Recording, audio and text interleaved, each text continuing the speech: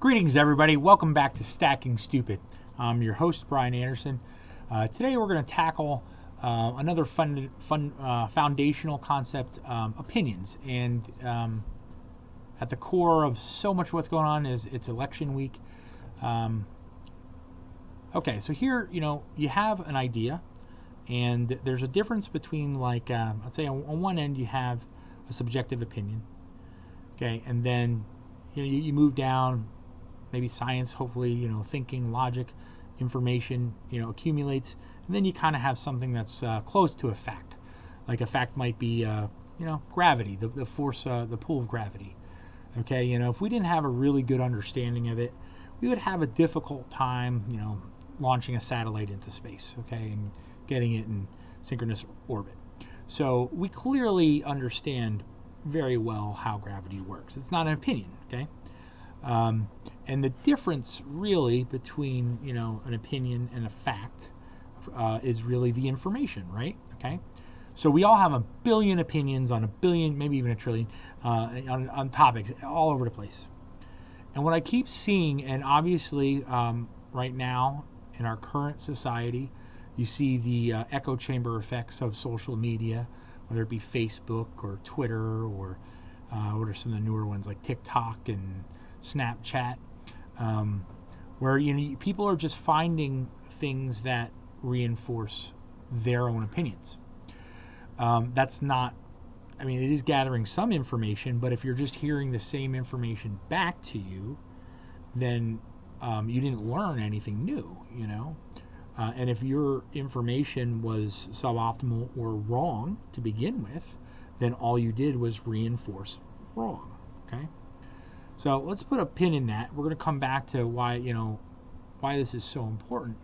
But everybody seems to, in this me visualization culture that we have opened up through social media. Look at me, like my post, like the new Facebook stuff is the story.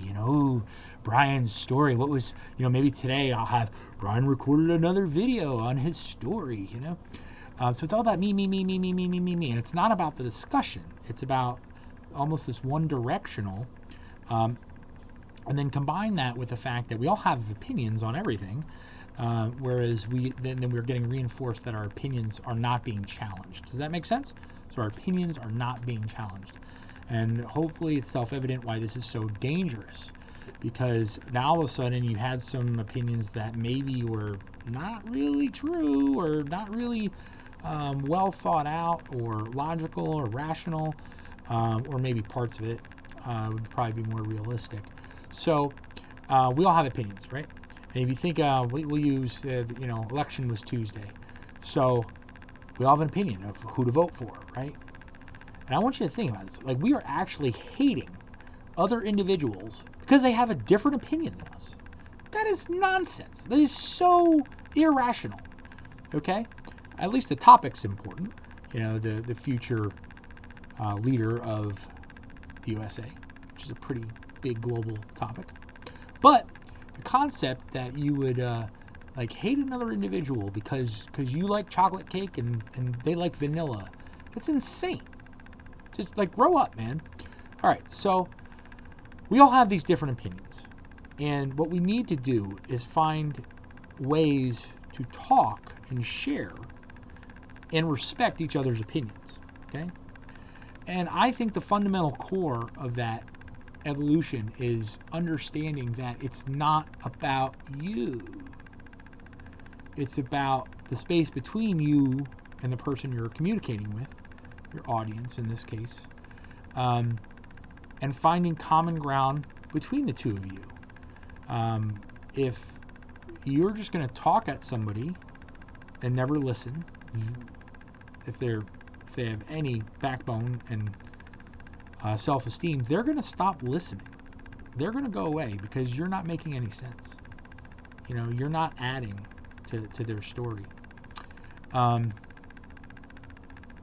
then on the other side, we got to challenge our opinions and learn, because these echo chambers are clearly just reinforcing whatever we said we believed before. It's just getting reinforced. A great example, because this is, I have a science background, this is the most entertaining thing in the world to me, is like flat earthers. I have a friend who legitimately went to a flat earth conference, and her positioning on it was actually relatively soft and inviting, but the earth isn't. Like, if we're disagreeing on this, I don't know what to tell you. Like, you're trying to tell me gravity doesn't exist, and that's not, like, you're just wrong. Like, in fact, you're so wrong that people don't even take the time to discuss it with you, because from their point of view, it's not worth their time. That's why scientists aren't squashing your opinions, because they're so uninformed that they feel it's not worth their time. Okay? All right, so that's kind of like the vision I'm looking here. Like, yes, you have an opinion, but you should always absolutely consider that your opinion is, can get better, can get more developed, and could be wrong. Okay, or uneducated, depending on what the topic might be. And then, if you've seen some of my previous videos, you definitely need to understand that things global understanding of a topic could shift tomorrow, could change tomorrow. We could, whether we understand something different and new, or whether we discover something completely unknown before. But either way, like, all this stuff needs to be fluid, and you need to be challenging yourself that I could be wrong. And the biggest takeaway where I see people, including myself, struggle is that understand that you could be wrong. Like, I have a really good background in leadership, and I think I can motivate and manage teams really well.